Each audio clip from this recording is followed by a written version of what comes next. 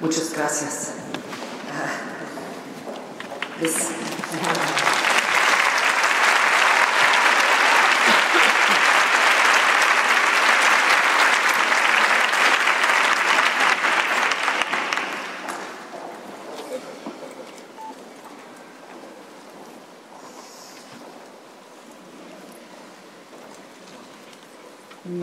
Me siento honrada de estar aquí en la UNAM y quiero agradecer especialmente a la doctora Susana Vargas, al programa universitario de estudios de género. Si no me equivoco, mi libro, El género en disputa, se editó en español por iniciativa de este programa. Espero que no sea demasiado tarde para decirles muchas gracias.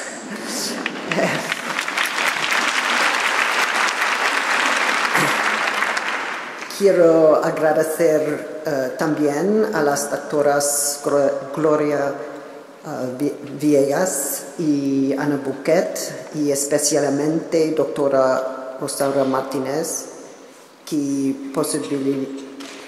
posibilitó, junto con Susana Vargas, mi visita a México.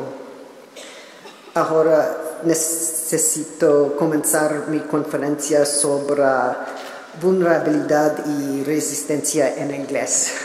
Lo siento. Gracias. Es puro, ¿no? Gracias. We surely know that those who gather on the street or in public domains where police are present are always at risk of detention and arrest, but also forcible handling, injury, and death. As you know too well, the disappearance of the 43 students in late September in Guerrero took place when police sought to disperse a demonstration and detain its members. Some of those students were beaten and harassed, and others, as you know, have been disappeared. Ironically, those students had gathered in order to travel on buses and with monetary donations to Mexico City to commemorate the 1968 student massacre. They were gathering in part to assert the right to gather, to protest, and to do so free of harassment and violence. They were setting off to this city in order to commemorate those who lost their lives by having the courage to assemble and to assert their rights to assemble as students without fear of police intervention and state violence, without fear of their lives. And now there is no day that goes by without a demand for full disclosure of what happened to the Ayotzinapa students, as we see in the Justice Brigades composed of family members and students in Guerrero who traveled from city to city to let it be known that the struggle is not over and that the demand for knowledge and justice continues. So there is no way to come to Mexico during these times without participating, as we do today, in a collective act of grieving, but also without joining in solidarity with those who demand full disclosure, what has happened to those students, and full justice, which means bringing all those responsible for their fates to justice. How can there be justice when those who are in power are the ones who are unjust? How can there be demonstrations when the police who are supposed to protect that right of assembly detain, disperse, harass, injure, and even kill those who assert that very right? At the moment in which the people cannot rely on the law has emancipated the people to create their own political future. When the law is itself a violent regime, one has to oppose the law in order, paradoxically to oppose violence. There is no forgetting, there is no end to this demand for justice. For all of us, the act of grieving and the struggle to resist belong together. If we forget we are grieving, we become pure vessels of rage. If we forget to turn our rage into a demand for justice, we become pure destruction in the face of destruction. If we lose ourselves to sorrow, we lose the rage we need for the demand for justice and for the political future of freedom. So it is already more than clear that those who gather to resist various forms of state and economic power are taking a risk with their own bodies, exposing themselves to possible harm, even death, even dying without a trace.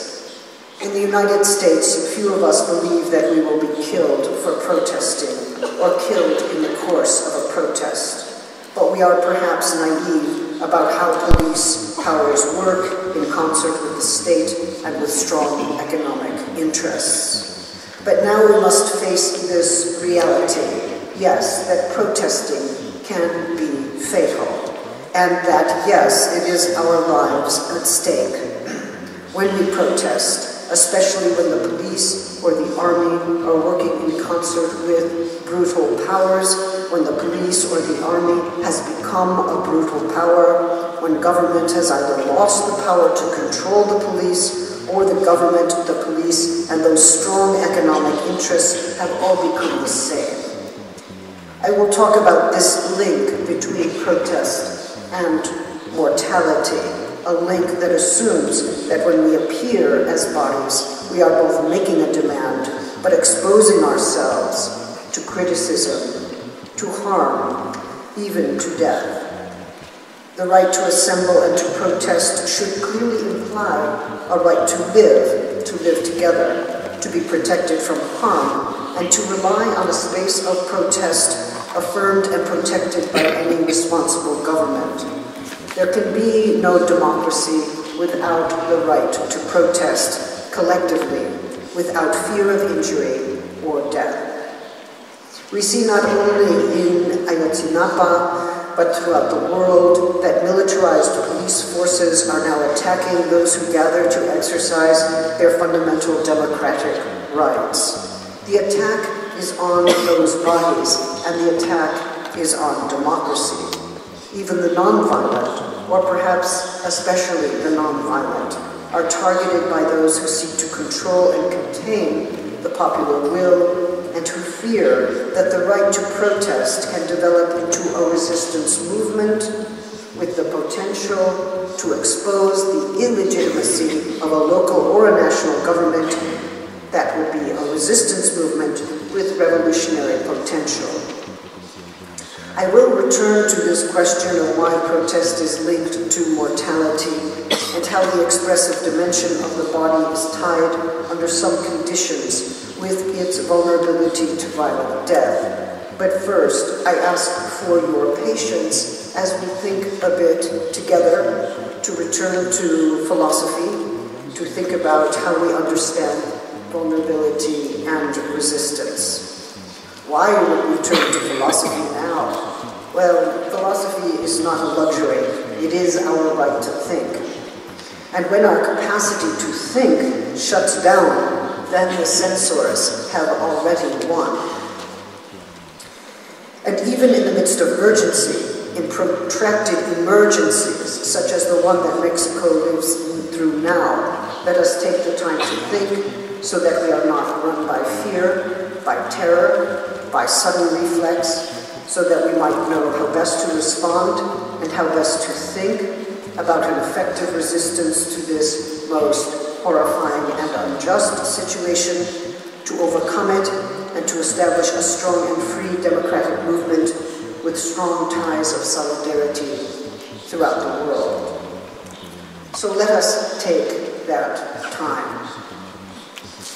For the most part, we think we know the relationship between these two terms, resistance and vulnerability. First, you resist, then you are confronted with your vulnerability, either in relation to police power or to those who show up to oppose your political stance. I want to suggest that vulnerability emerges earlier, prior to any gathering, and that this is especially true when people demonstrate to oppose the precarious conditions in which they live. That condition of precarity indexes a vulnerability that precedes the one that the people encounter quite graphically on the street. If we also say that the vulnerability to dispossession, poverty, insecurity, and harm that constitutes a precarious position in the world itself leads to resistance, then it seems we reverse the sequence. We are first vulnerable and then overcome that vulnerability, at least provisionally, through acts of resistance. Of course, it will be important to establish a more precise relationship between vulnerability and precarity, but let us consider as a clear example modes of resistance that emerge in opposition to failing infrastructure. The dependency on infrastructure for a livable life seems clear, but when infrastructure fails, and fails consistently, how do we understand that condition of life? We have found that that on which we are dependent is in fact not there for us, which means that we are left without support. Without shelter, we are vulnerable to weather, to cold, heat, disease, perhaps also to assault, hunger, and violence. It was not as if we were, as creatures, not vulnerable before when infrastructure was working. And then when infrastructure fails, that vulnerability comes to the fore. When movements against homelessness emerge, the unacceptable character of that vulnerability, in the sense of exposure to harm, is made clear. But a question still remains. Does vulnerability still remain an important part of that mode of resistance? Does resistance require overcoming vulnerability? Or is it rather the case that we mobilize our vulnerability? Consider that a movement may be galvanized for the purpose of establishing adequate infrastructure or keeping adequate infrastructure from being destroyed. We can think about mobilizations in the shanty towns or townships of South Africa, Kenya, Pakistan, the temporary shelters constructed along the borders of Europe, but also the barrios of Venezuela, the favelas of Brazil, or the barracas of Portugal. Such spaces are populated by groups of people, including migrants, squatters, and/or Roma, who are struggling precisely for running and clean water, working toilets, sometimes a closed door on public toilets, paved streets, paid work, and necessary provisions. The street, for instance, is not just the basis or platform for a political demand. It is an infrastructural good. So when assemblies gather in public spaces in order to fight against the decimation of infrastructural goods, to fight against austerity measures, for instance, that would undercut public education, libraries, transit systems, and roads, we find that the very platform for such a politics is one of the items on the political agenda. Sometimes a mobilization happens precisely in order to create, keep, or open the platform for political expression itself. The material conditions for speech and assembly are part of what we are speaking and assembling about.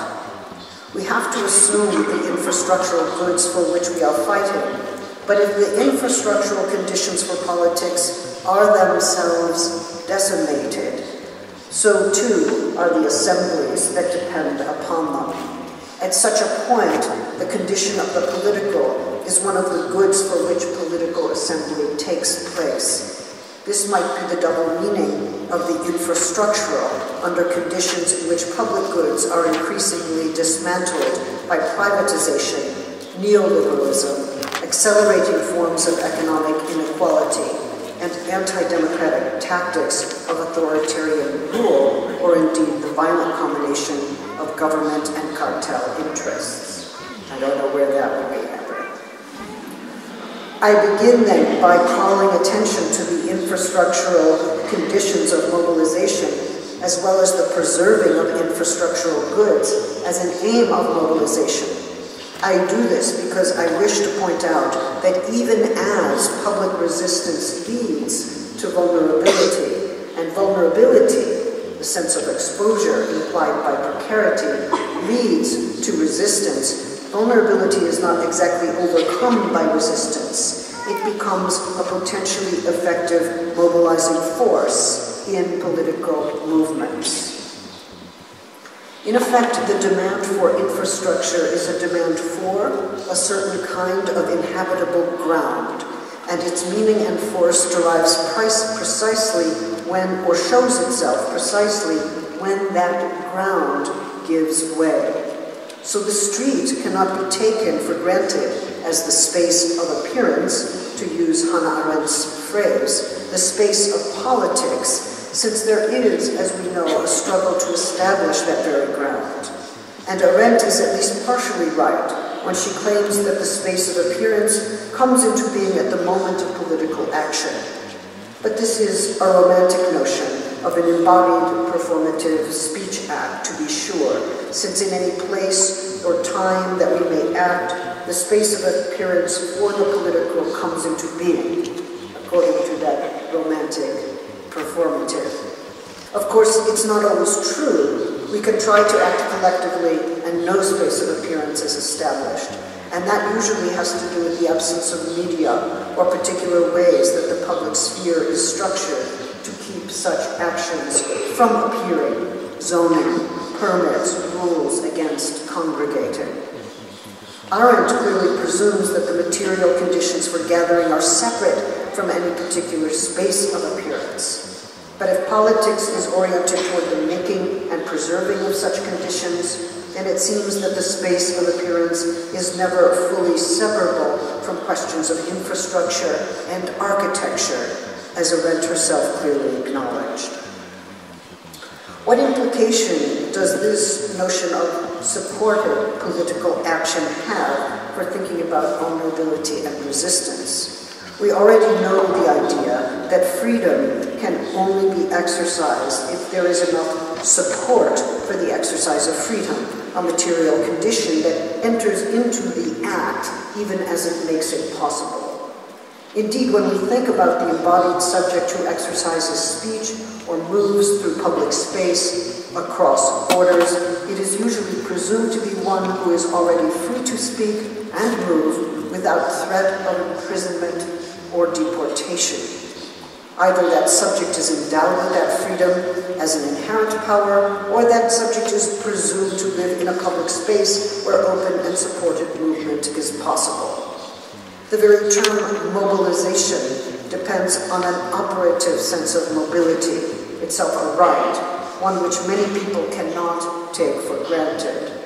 For the body to move, it must usually have a surface of some kind, and it must have at its disposal whatever technical supports allow for movement to take place. So the pavement and the street are already to be understood as requirements of the body as it exercises its rights of mobility.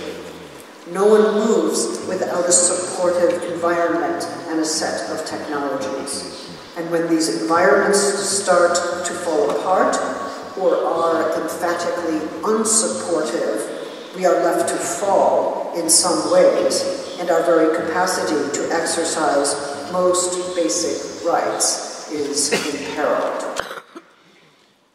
Are you following me?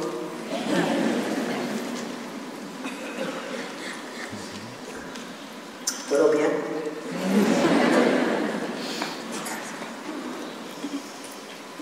We could certainly make a list of how this idea of a body, supported and agentic, or acting, is at work implicitly or explicitly in any number of political movements: struggles for food and shelter, protection from injury and destruction, the right to work, affordable health care, protection from police violence and imprisonment, from war or illness, mobilizations against austerity and precarity, mobilizations against the privatization of water, which is very important here, authoritarianism and inequality. So on one level, we are asking about the implicit idea of the body at work in certain kinds of political demands and mobilizations. On another level, we are trying to find out how mobilizations presuppose a body that requires support. In many of the public assemblies that draw people who understand themselves to be in precarious positions, the demand to end precarity is enacted publicly by those who expose their vulnerability to failing infrastructural conditions. There is plural and performative bodily resistance at work that shows how bodies are being acted on by social and economic policies that are decimating livelihoods. But these bodies, in showing this precarity, are also resisting these very powers. They enact a form of resistance that presupposes vulnerability of a specific kind and opposes precarity. What is the conception of the body here? How do we understand this form of resistance? Well, if we make the matter individual, we can say that every single body has a certain right to food and shelter, freedom to move and breathe, protected from violence. Although we universalize in such a statement, every body has this right, we also particularize understanding the body as discrete, as an individual matter, and that individual body is significantly shaped by a norm of what the body is and how it ought to be conceptualized. Of course, that seems quite obviously right, but consider that this idea of the individual bodily subject of rights might fail to capture the sense of vulnerability, exposure, even dependency that is presupposed by the right itself, and which corresponds, I would suggest, with an alternative view of the body. And here I'm most grateful to Leticia Sapsai, who is here, who has developed a critique of this subject of rights. In other words, if we accept that part of what a body is, and this is for the moment an ontological claim, part of what a body is its dependency on other bodies and networks of support. And we are suggesting that it is not altogether right to conceive of individual bodies as completely distinct from one another. Of course, neither are they blended into some amorphous social body. But if we cannot readily conceptualize the political meaning of the human body without understanding those relations in which it lives and thrives, we fail to make the best possible case for the various political ends we seek to achieve. What I am suggesting is that it is not just that this or that body is bound up in a network of relations, but that the body, despite its clear boundaries, or perhaps precisely by virtue of those very boundaries, is defined by the relations that make its own life and action possible. As I will hope to show, we cannot understand bodily vulnerability outside of this conception of social and material relations. Of course, we are also vulnerable to language, and in this sense, who we are, even our ability to survive, depends on the language that sustains us. One clear dimension of our vulnerability has to do with our exposure to name-calling and discursive categories that start in infancy and childhood, indeed that last throughout life. All of us are called names, and this kind of name-calling demonstrates an important dimension of the speech act. We do not only act through the speech acts also act upon us. There is a distinct performative effect of having been named as this gender or another gender, as part of one nationality or a minority, or to find out that how you are regarded in any of these respects is summed up by a name that you yourself did not know and never chose. We can and do ask with the great 19th century black feminist Sojourner Truth, am I that name? How do we think about the force and effect of those names we are called before emerging into language as speaking beings, prior to any capacity for a speech act of our own? Does speech act upon us prior to our speaking? And if it did not act upon us, could we speak at all? And perhaps it's not simply a matter of sequence. Does speech continue to act upon us at the very moment in which we speak, so that we may well think we are acting, but we are also acted upon at the very same time? Several years ago, I engaged in conversation with Eve Sedgwick about the relationship between performance and performativity. Sedgwick found that speech acts deviate from their aims, very often producing consequences that were altogether unintended and oftentimes quite felicitous. For instance, one could take a marriage vow, and this act could then establish a public recognition of marriage, which then allows or opens up a zone of possible sexuality that takes place quite under the radar, taking advantage precisely of its non-recognizability.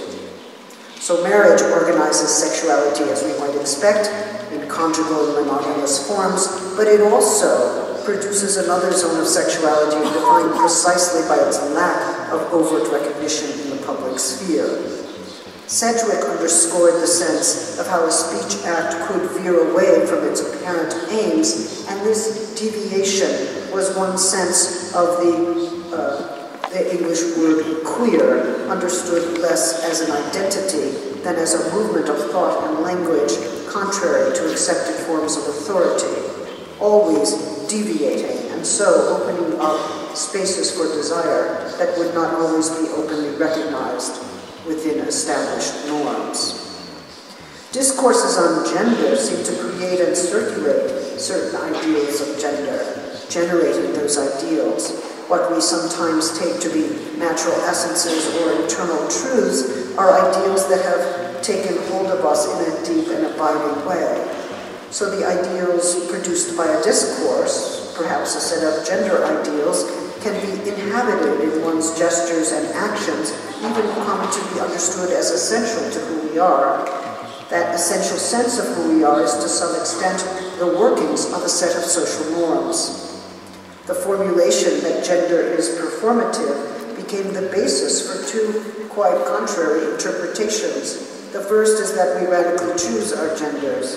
The second is that we are utterly determined by gender norms. Those wildly divergent responses meant that something had not quite been articulated and grasped about the dual dimensions of any account of performativity.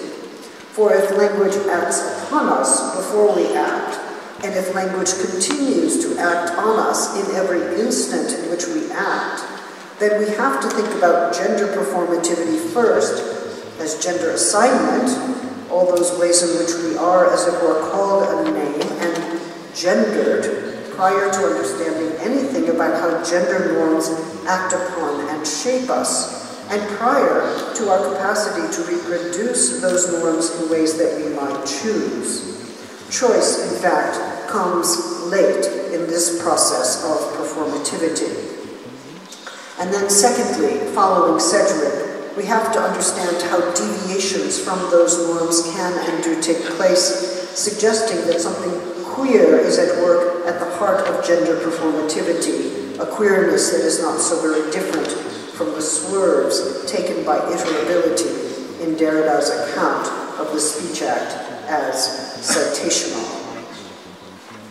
So let us assume that performativity describes both the processes of being acted on and the conditions and possibilities for acting, and that we cannot understand its operation without both of these dimensions.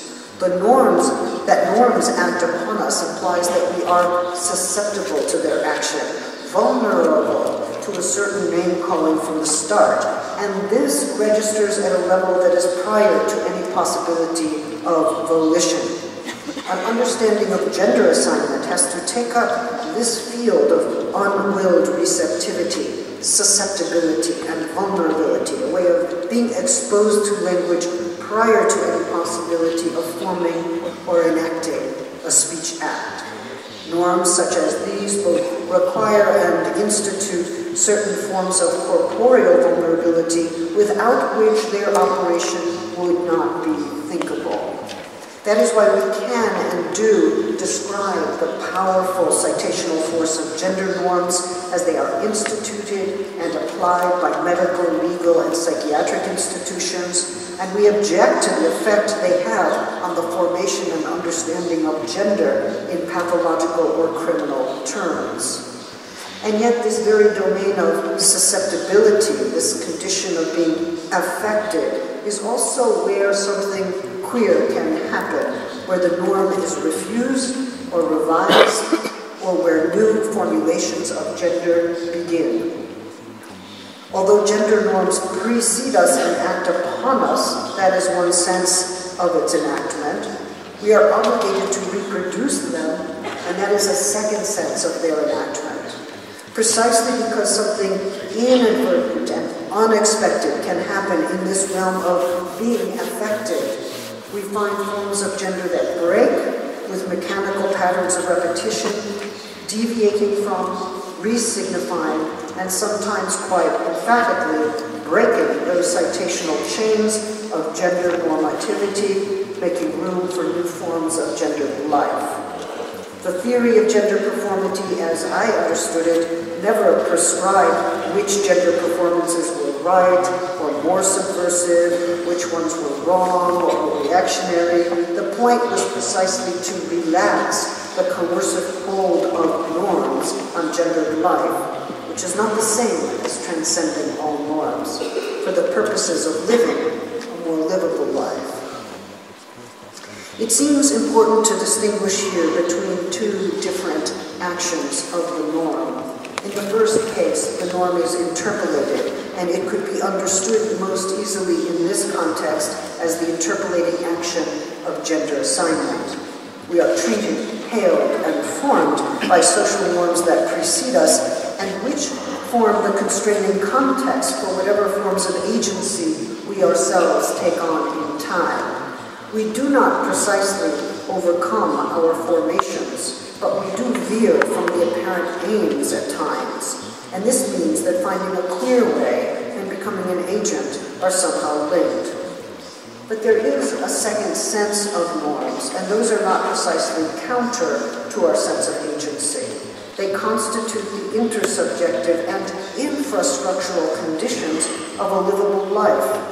We hardly seek to overcome those social and material conditions of our lives, but seek rather to make them more just, more equal, more enabling.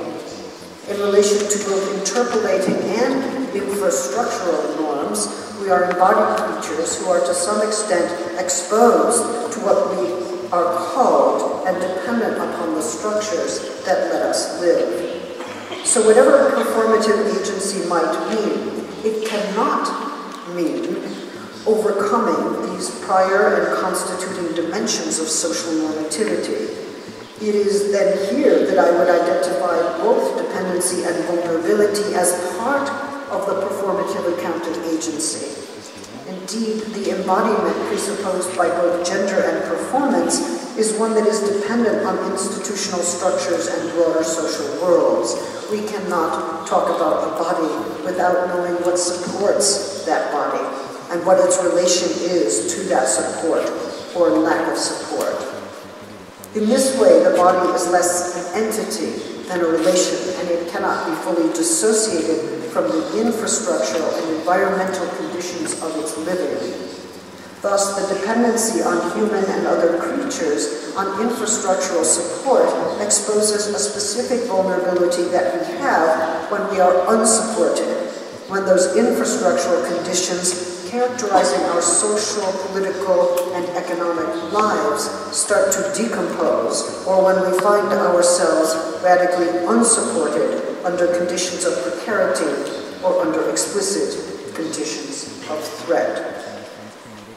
Both performance studies and disability studies have offered the crucial insight that all action requires support, and that even the most punctual and seemingly spontaneous act implicitly depends upon an infrastructural condition that quite literally supports the acting body.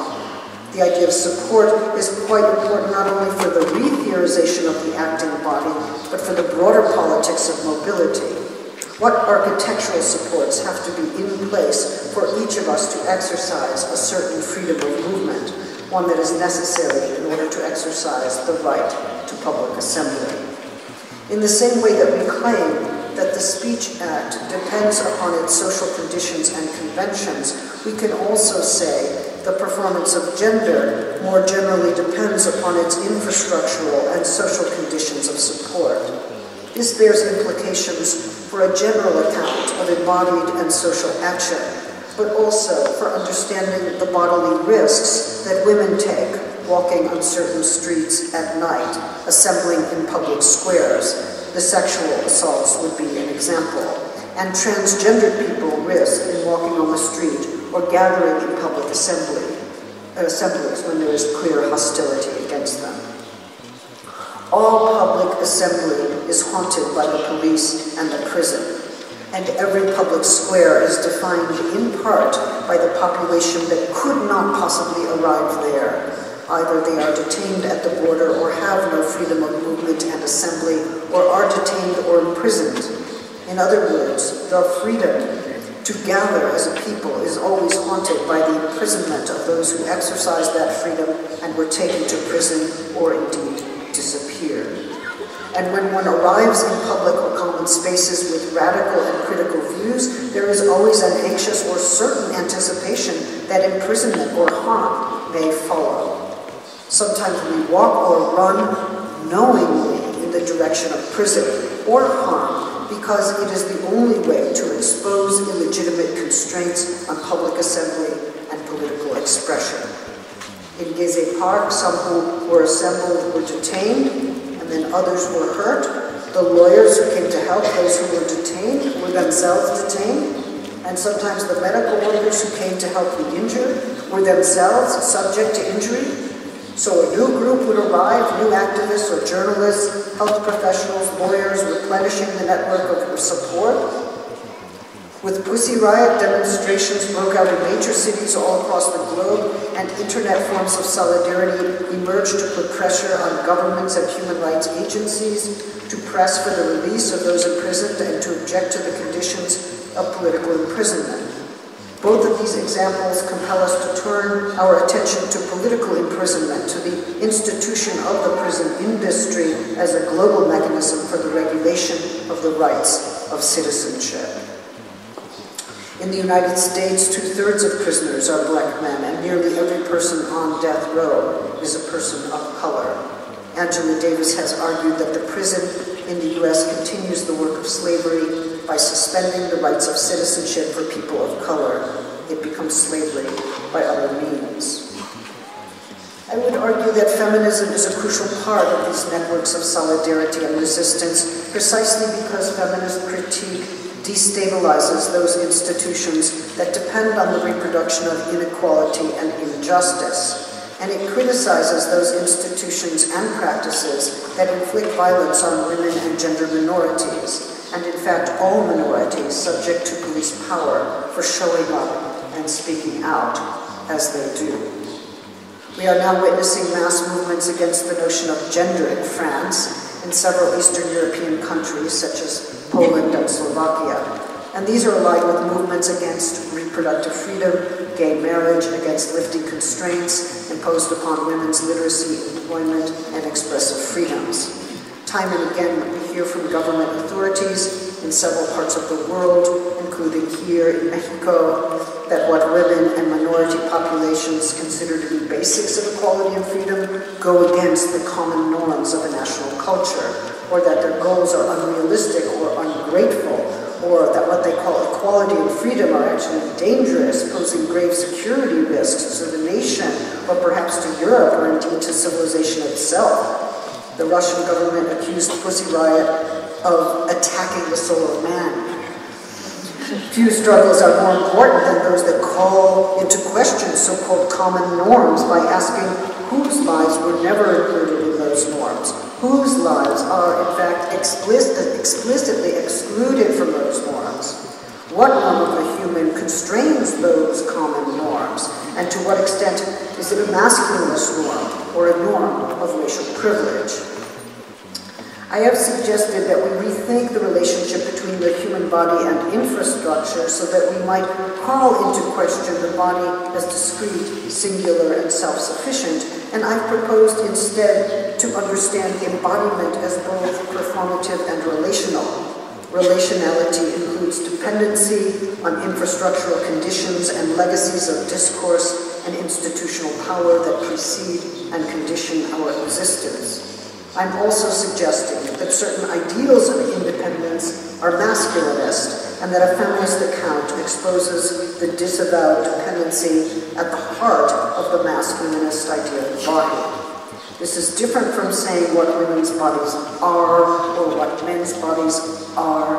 I'm not making those claims. I don't know what they are, but I'm only showing what I take to be a masculinist conception of bodily action that should be actively criticized. My reference to dependency may well include dependency on the mother or the primary caretaker, but that is not the form of primary dependency that concerns me here. By theorizing the human body as a kind of dependency on infrastructure, understood complexly as environment, social relations, and networks of support and sustenance, by which the human itself proves not to be divided from the animal or from the technical world, we foreground the ways in which we are vulnerable to decimating or disappearing infrastructures, economic supports, and predictable and well-compensated labor. We are then not only vulnerable to one another, an invariable feature of social relations, but this very vulnerability indicates a broader condition of dependency and interdependency which challenges the dominant ontological understanding of the embodied subject. Of course, there are many reasons not to like vulnerability. Most of us wish we were less vulnerable under conditions in which we are impinged upon in ways we do not choose, and vulnerability names that very condition. But that alone is no reason to reject a theoretical consideration of its uses, especially when it turns out that vulnerability cannot rightly be reduced to what we cannot willingly want. In the final set of my remarks, I want to argue against the notion that vulnerability is the opposite of resistance. Indeed, I want to argue affirmatively that vulnerability, understood as a deliberate exposure to power, is part of the very meaning of political resistance as an embodied enactment. I know that speaking about vulnerability produces resistance of various kinds for the reasons I've just mentioned. There are those who worry that vulnerability, if it becomes a theme or a problem for thinking, will be asserted as a primary existential condition, ontological and constitutive, and that this sort of foundationalism will founder on the same rocky shores as have others, such as the ethics of care or maternal thinking. Or some people worry that if feminism in any way becomes associated with vulnerability, no matter which version, it will become captured by the term, and women will end up being portrayed in ways that rob them of their agency. Does a turn to vulnerability seek to reintroduce those foundationalist or essentialist modalities of thinking and valuing back into public discourse? Is it smuggling in discounted paradigms for reconsideration? Does the idea of vulnerability work to the detriment of women? The resistance to vulnerability is also sometimes, of course, based on explicitly political grounds. After all, if women or minorities seek to establish themselves as vulnerable, do they unwittingly or wittingly seek to establish a protected status, subject to a paternalistic set of powers that must safeguard the vulnerable, those presumed to be weak and in need of protection? Does the discourse on vulnerability discount the political agency of the subjugated? So one political problem that emerges from any such discussion is whether the discourse on vulnerability shores up paternalistic power, relegating the condition of vulnerability to those who suffer discrimination, exploitation, or violence. What about the power of those who are oppressed? And what about the vulnerability of paternalistic institutions themselves? After all, if paternalistic institutions can be contested, brought down, or rebuilt on egalitarian grounds, then paternalism itself is vulnerable to a dismantling that would undo its very form of power. And when this dismantling is undertaken by subjugated peoples, do they not establish themselves as something other than or more than vulnerable? Indeed, do we want to say that subjugated peoples overcome their vulnerability at such moments, which is to assume that vulnerability is negated when it converts into agency? Or is vulnerability still there, but only now assuming a different form? Finally, there are justified political objections to the fact that dominant groups can use the discourse of vulnerability to shore up their own privilege. In California, when white people were losing their status as a majority, some of them claimed that they were a vulnerable population. Vulnerable to what? A multinational and multiracial state? Such a claim was clearly racist. Indeed, colonial states have lamented their vulnerability to attack by those they colonized and sought general sympathy on the basis of that claim. Some men have complained that feminism has made them into a vulnerable population and that they are now targeted for discrimination. Various European national identities now claim to be under attack by new and established migrant communities. We can see that the term has a way of shifting, and since we may not like some of those shifts, and even many of those shifts, we may find ourselves somewhat awkwardly opposed to vulnerability. Of course, that is a rather funny thing to say, since we might conjecture that any amount of opposition to vulnerability does not exactly defeat its operation in our bodily and social lives, in our discursive lives. Indeed, vehement opposition to vulnerability may prove to be the very sign of its continuing operation. That seems to be a minimal truth that we can accept from psychoanalysis. And yet, do our political objections to vulnerability make us into psychoanalytic fools? And do our psychoanalytic affirmations of vulnerability make us complicit with political positions we do not condone? When we oppose vulnerability as a political term, it is usually because we would like to see ourselves as agentic, as acting. Or we think that better political consequences will follow if we see ourselves that way. If we oppose vulnerability in the name of agency, does that imply that we prefer to see ourselves as those who are only acting but not acted upon? And how might we then describe those regions of both aesthetics and ethics that presume that our receptivity is bound up with our responsiveness, a zone in which we are acted upon by the world, by what is said and shown, by what we hear and by what touches us? If we take this domain of impressionability to be primary, then we can ask what aspects of the world impress upon us at the very moment that we form an impression of that world. What we find is at the same time that we act upon it in certain ways.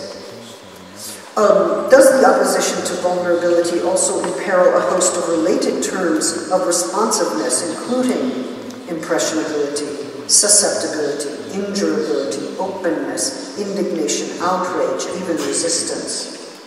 If nothing acts on me against my will or without my advanced knowledge, then there is only sovereignty, the posture of control over the property that I have and that I am, a seemingly sturdy and self-centered form of the thinking I that seeks to cloak those fault lines in the self that cannot be overcome. What form of politics is supported by this adamant mode of disavowal? Is this not the masculinist idea of sovereignty that as feminists we are called upon to dismantle? As I have tried to suggest by calling attention to the dual dimension of performativity, we are invariably acted upon and acting And this is one reason why performativity cannot be reduced to the idea of free individual performance. We are called names, find ourselves living in a world of categories and descriptions way before we start to sort them critically and endeavor to change or make them on our own. In this way, we are quite, in spite of ourselves, vulnerable to and affected by discourses that we never chose. In a parallel way, I want to suggest that there is a dual relationship to resistance that helps us understand what we mean by vulnerability. On the one hand, there is a resistance to vulnerability that takes both psychic and political dimensions. The psychic resistance to vulnerability wishes that it were never the case that discourse and power were imposed upon us in ways that we never chose, and so seeks to shore up a notion of individual sovereignty against the shaping forces of history on our embodied lives. On the other hand, the very meaning of vulnerability changes when it becomes understood as part of the very practice of political resistance. Indeed, one of the important features of public assembly that we recently see confirms that political resistance relies fundamentally on the mobilization of vulnerability, which means that vulnerability can be a way of being exposed and agentic at the same time. Such collective forms of resistance are structured very differently than the idea of a political subject that seeks to establish its agency by vanquishing its vulnerability. That is the masculinist ideal we surely ought to oppose. A most important criticism emerges from those who argue that vulnerability cannot be the basis for group identification without strengthening paternalistic power. I mentioned this critique. Of course, once groups are marked as vulnerable within human rights discourse or legal regimes, they become reified as definitionally vulnerable, fixed in a political position of powerlessness and lack of agency. All the power belongs to the state and the international institutions that are now supposed to offer them protection and advocacy. Such moves tend to underestimate or even actively efface modes of political agency and resistance that emerge within so-called vulnerable populations. To understand those extra-juridical modes of resistance, we would have to think about how resistance and vulnerability work together, something that the paternalistic model cannot do. It constitutes an ideological seizure of the term to expand and rationalize inequalities. In my view, though, as much as vulnerability can be affirmed as an existential condition, we're all subject to accidents, illness, and attacks that can expunge our lives quite quickly. It is also, and most importantly, a socially induced condition which accounts for the disproportionate exposure to suffering, especially among those broadly called the precariat, for whom access to shelter, food, and medical care is often quite drastically limited. Even so, it would not be a sufficient politics to embrace vulnerability or to simply get in touch with our vulnerable feelings or bear fault lines as if that might launch a new mode of authenticity or inaugurate a new order of moral values or a sudden and widespread outbreak of care. I'm not in favor of such moves toward authenticity as a way of doing politics. It continues to locate vulnerability as the opposite of agency, to identify agency with sovereign modes of defensiveness, and to fail to recognize the ways in which vulnerability can be an incipient and enduring moment of resistance. Once we understand the way vulnerability enters into agency, then our understanding of both terms can change, and the binary opposition between them can become undone. I consider the undoing of this binary a feminist task. To summarize, then, vulnerability is not a subjective disposition, but a relation to a field of objects, forces, and passions that impinge upon us or affect us in some way. As a way of being related to what is not me and not fully masterable by me, vulnerability is a kind of relationship that belongs to that ambiguous region in which receptivity and responsiveness are not clearly separable from one another, and not distinguished as separate moments in a sequence. Indeed, this is a region where receptivity and responsiveness becomes the basis for mobilizing vulnerability rather than engaging in its destructive denial. Of course, I am aware that I have used resistance in at least two ways. First, as the resistance to vulnerability that characterizes that form of thinking that models itself on mastery. And second, as a social and political form that is informed by vulnerability and so not one of its opposites. I've suggested that vulnerability is neither fully passive nor fully active, but operates in a middle region as a constituent feature of a human animal, both affected and affecting. I am thus led to think about those practices of deliberate exposure to police or military violence in which bodies put on the line either receive blows or seek to stop violence as living blockades or barriers. In such practices of nonviolent resistance, we can come to understand bodily vulnerability as something that is actually marshaled or mobilized for the purposes of resistance. Of course, such a claim is controversial, since these practices can seem aligned with self-destruction. But what interests me are those forms of nonviolent resistance that mobilize vulnerability for the purposes of asserting existence, claiming the right to public space, equality, and opposing violent police, security, and military actions. Vulnerability can emerge within resistance and direct democracy movements precisely as a deliberate mobilization of bodily exposure. I suggested earlier we had to deal with two senses of resistance here: resistance to vulnerability that belongs to a certain project of thought and a certain formation of politics organized by Southern mastery, and a resistance to unjust and violent regimes that mobilizes vulnerability as part of its own exercise of power. In political life, it surely seems that first some injustice happens, and then there's a response. But it may be that the response is happening as the injustice occurs, and this gives us another way to think about historical events, action, passion, vulnerability in forms of resistance. It would seem that without being able to think about vulnerability, we cannot think about resistance, and that by thinking about resistance, we are already underway dismantling the resistance to vulnerability in order precisely to resist. Thank you very much.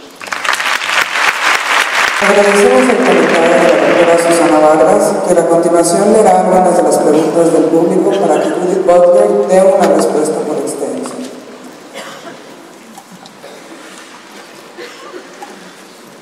Tengo 4 preguntas. Las hago en inglés y en español. ¿Sí? Do I do 4 and then 1?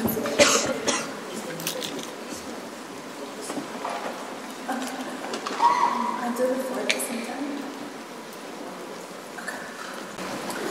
¿Cómo relacionar la vulnerabilidad, performatividad corporal, discursos, mandatos de género, naturalización de la violencia y la naturalización de los feminicidios en México?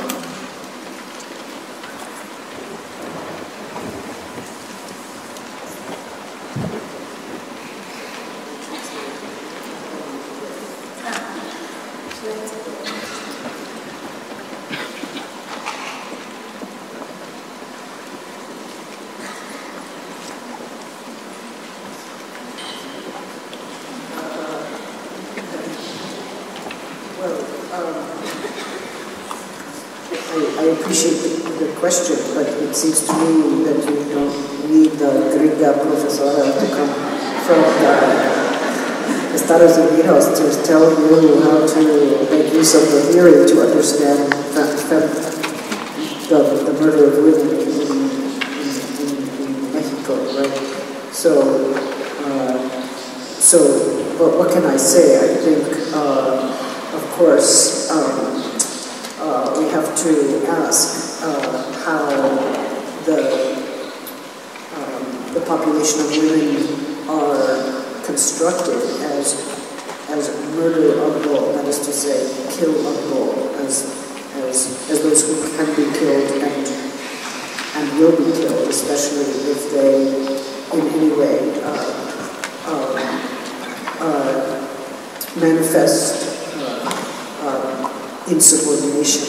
So I think there's a fair amount of work to be done, not only in opposing the murder of women, I mean the murder of all kinds of people, including women, but to ask very specifically how gender is formulated, how the understanding of women, the category of women is formulated such that they are dispensable or killable in this way. Because the murder of women cannot continue if no one accepts this, right? So one has to not only oppose the actions, but one has to also act on the public opinion that accepts it, or the consensus of public policy or government agencies that in some ways accepts this. It's too bad, we don't like things, we don't like it, but doesn't oppose it strongly. I don't know if that is the answer to the question, but I, of course, stand to learn from you about how this operates in Mexico so that I can better understand.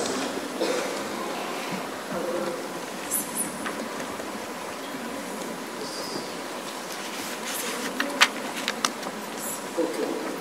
Do you want to read in Spanish for the ladies?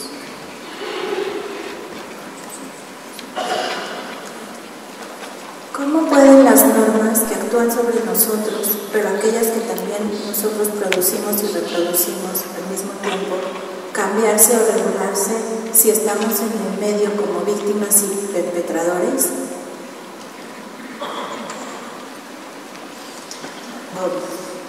Of course, there are victims and there are perpetrators, but I think that we would make a mistake if we think the only two positions of power are victimization and perpetration. In other words, I don't accept the idea that we are all either victims or perpetrators. I accept that there is a question of complicity with power when perpetrators are left unpursued. I understand that there is that complicity, but I also think that there are those of us who are neither victims nor perpetrators, but who can, in fact, engage politically in all kinds of activities to expose and to circulate knowledge about forms of violence that are covered over either by dominant media or by government policy or by business interests that are informing government policy. So there's much that we can do as agents struggling for social change.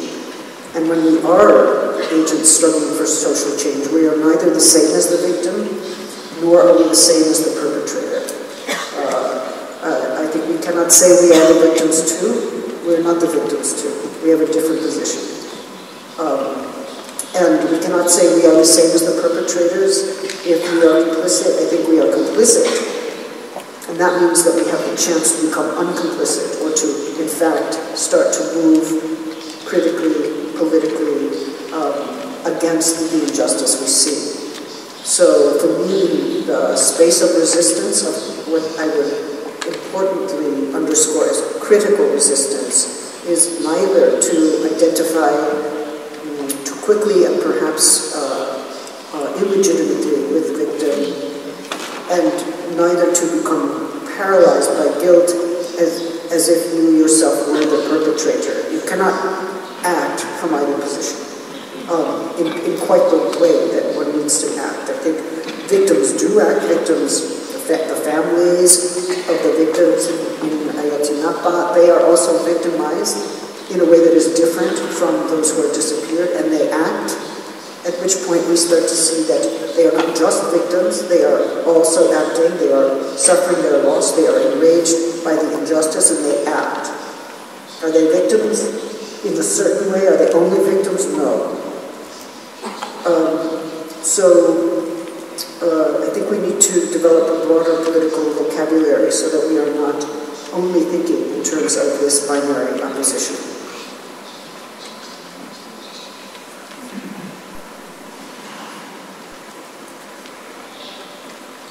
¿Qué nos puedes decir sobre la apropiación y la resignificación de la violencia para hacer de ella una potencia política de resistencia?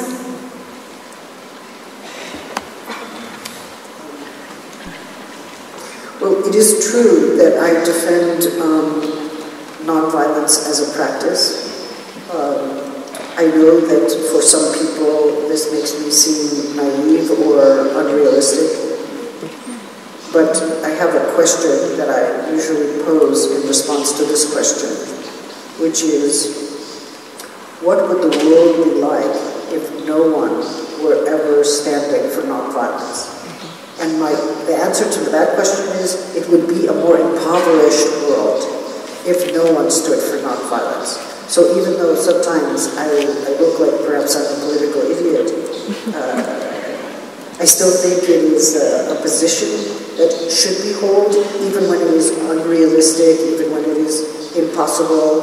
I am not against holding to impossible positions. It's okay with me. Obviously, there are important debates about self-defense. I'm not sure we should think about women's self-defense as violence.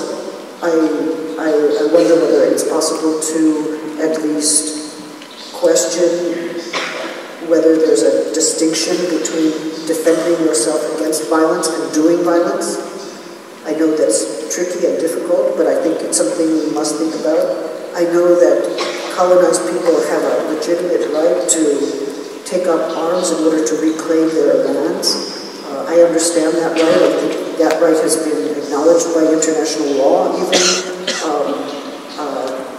So much depends on what we are talking about, but for me, it seems that we must always ask the question whether our opposition to violence risks replicating the violence we oppose. Because once we end up replicating the violence we oppose, then we are no different from those we oppose. So, in my view, one must pursue nonviolent tactics, one must pursue nonviolent principles as far as possible. Whether there's a moment where that ends, I understand that my small job as an unrealistic philosopher is simply to recommend the pursuit of that as far as it goes.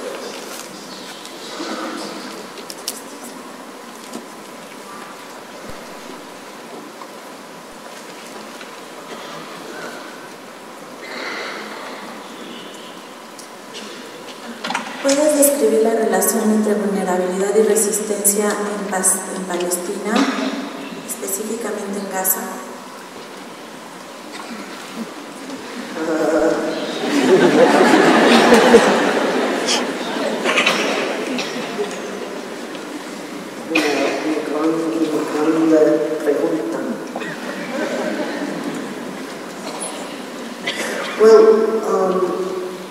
Let me say this.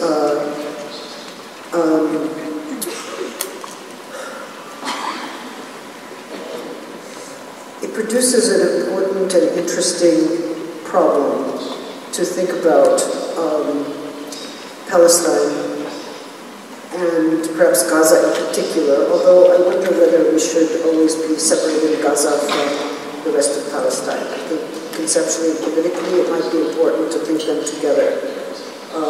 Of course, the military bombardment of Gaza is very specific. The loss of homes and the murder of the population is very specific.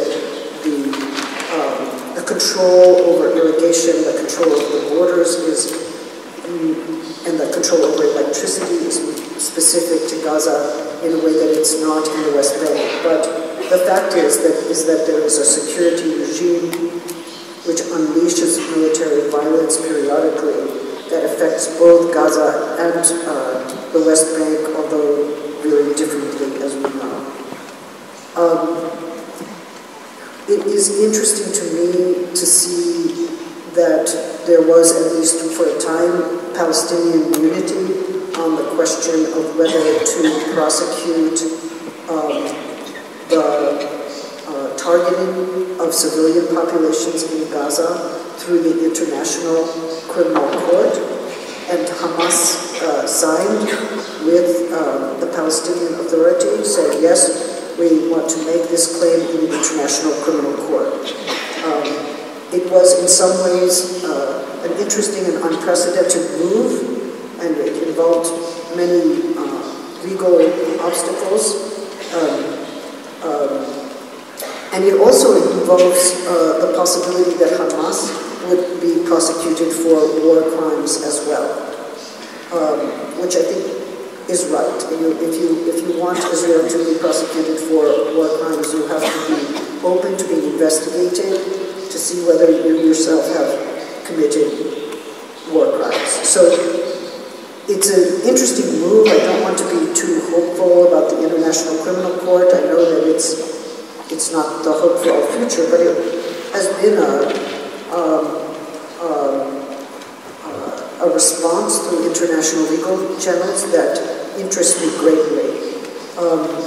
As you know, the boycott movement is supported by nearly 200 Palestinian organizations on the ground, some of them in Gaza, some of them in the West Bank, most of them. But it is the largest nonviolent Palestinian movement in Palestine, and it is one that has received increased support throughout the world in recent years. Of course, many people object to the boycott, but I feel that sometimes they forget this is a nonviolent movement. The precarity in Gaza is astonishing. Even the United Nations buildings and services that are supposed to be helping with food and water and electricity, they were themselves bombed.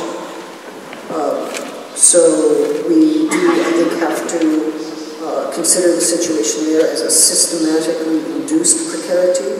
That is part of what is meant by occupation. And although, as we know, the settlements left Gaza and the borders remain completely controlled by Israel, and Israel in complicity with Egypt, so it is still under occupation. Blockade, the forcible control over borders are still tactics of occupation.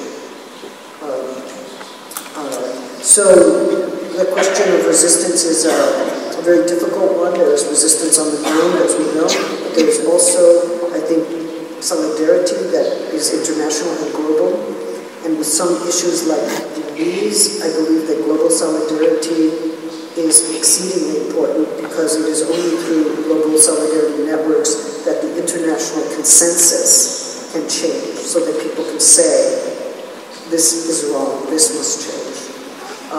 And I'm hoping, indeed, for you, for all of us, that the global solidarity will also help affect the situation here in Mexico, calling attention to the disappearance of those students and the practice of disappearance more generally.